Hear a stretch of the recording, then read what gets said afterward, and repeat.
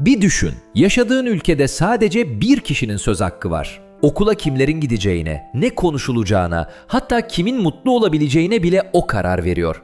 İşte bir zamanlar bizim ülkemiz de öyleydi. Ta ki bir gün bir lider çıkıp artık bu halk kendi geleceğini kendisi seçecek diyene kadar. Bu masalda karanlıktan aydınlığa uzanan o yolculuğu dinleyeceksin. Hazırsan 29 Ekim Cumhuriyet Bayramı'nın neden bu kadar önemli olduğunu birlikte keşfedelim. Çünkü bu hikaye sadece geçmişin değil, senin, benim, hepimizin hikayesi.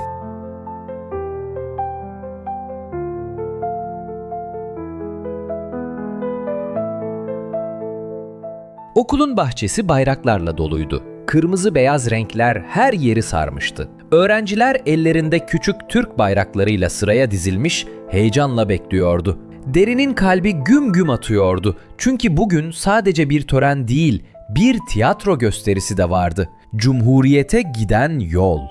Sahneye ilk çıkan grup Cumhuriyet öncesi günleri canlandıracaktı. Efe padişah rolündeydi. Başına kocaman bir taç geçirmişti. "Ben ne dersem o olur," diye bağırdı yüksek sesle. Yanındaki çocuklar başlarını eğip "Emredersiniz sultanım," dediler. Derin kulisten izliyordu. Gerçekten o zamanlar insanlar konuşamaz mıydı diye fısıldadı. Öğretmeni Gaye Hanım yanına geldi. Konuşamazlardı Derin, çünkü o zaman ülke bir padişahın emriyle yönetiliyordu. Halkın fikri sorulmazdı. Köylü, işçi, kadın, çocuk, kimse kendi hayatına dair karar veremezdi. Bir avuç insan sarayda yaşarken çoğu halk yoksulluk ve korku içindeydi.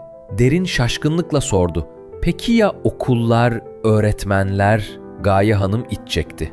Çok azdı. Üstelik sadece erkek çocukları okuyabiliyordu. Kızlar için okul neredeyse hayaldi. Kitap yoktu, umut yoktu. Sahnedeki çocuklar bir sahnede yere düşen ekmek parçasını paylaşmaya çalışırken seyirciler sessizleşti. Efe yüksek sesle bağırdı. "Halk konuşamaz, emirler saraydan gelir." Derin'in yüreği sıkıştı. "Ne kadar haksız bir dünya," diye mırıldandı. O sırada sahne değişti. Yeni grup kurtuluş yıllarını canlandıracaktı. Bir çocuk elinde harita, diğerleri yırtık kıyafetlerle sahneye çıktı. Birden Derin sahne arkasında dedesinin sözlerini hatırladı. Dedesine birkaç gün önce sormuştu. "Dede, Cumhuriyet nasıl doğdu?" Dede derin bir nefes almıştı. "Evladım," demişti. "Bir ülke vardı. Savaşlarla yorgun düşmüş, toprakları elinden alınmış, halkı çaresiz. Ama içlerinden biri çıktı.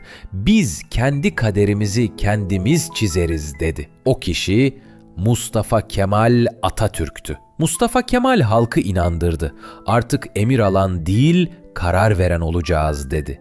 Ve o günlerden sonra herkes yeniden umut etmeye başladı. Sahnedeki çocuklardan biri bağırdı.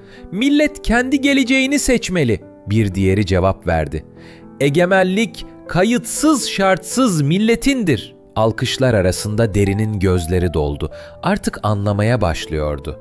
Cumhuriyet sadece bir yönetim biçimi değildi. Bir uyanıştı. Gaye öğretmen sınıfa döndüğünde tahtaya büyük harflerle yazdı. "Cumhuriyet, halkın kendini yönetmesidir." "Çocuklar," dedi. "Cumhuriyetle birlikte neler değişti biliyor musunuz?" "Kadınlar da oy kullanmaya başladı," dedi Derin heyecanla. "Doğru," dedi öğretmeni. "Artık herkes eşitti. Kadınlar öğretmen, doktor, milletvekili olabildi. Okullar çoğaldı, kitaplar basıldı, köylere öğretmenler gönderildi. Artık hiç kimse 'ben küçük bir insanım' demiyordu. Çünkü herkes bir vatandaştı." Sınıfta derin bir sessizlik oldu. Gaye öğretmen devam etti. "Cumhuriyet bize düşünme, konuşma, seçme hakkı verdi.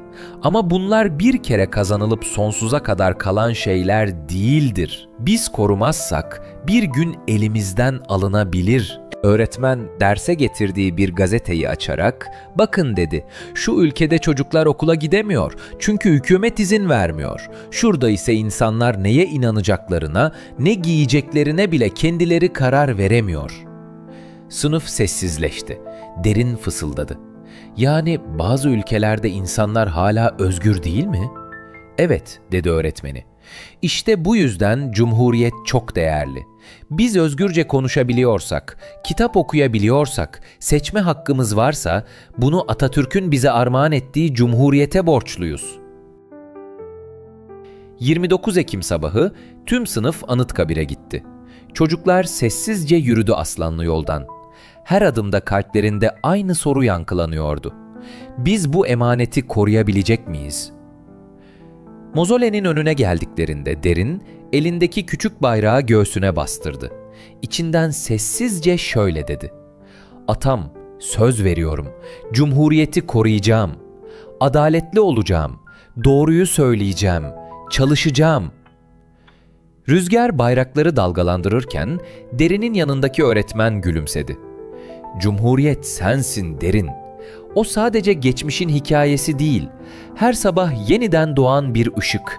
O akşam evde Derin pencereden dışarı baktı. Evlerin pencerelerinde bayraklar dalgalanıyordu. Gökyüzü kırmızıya bürünmüştü. Sanki gök bile kutlama yapıyordu. Dedesinin sesi salondan geldi. "Derin, biliyor musun? Cumhuriyet demek halkın kendi kaderine sahip çıkması demek." Derin başını kaldırdı. "Yani dede, Cumhuriyet olmasa belki ben okula gidemezdim, değil mi?" "Doğru kızım. Hatta belki düşüncelerini bile söyleyemezdin.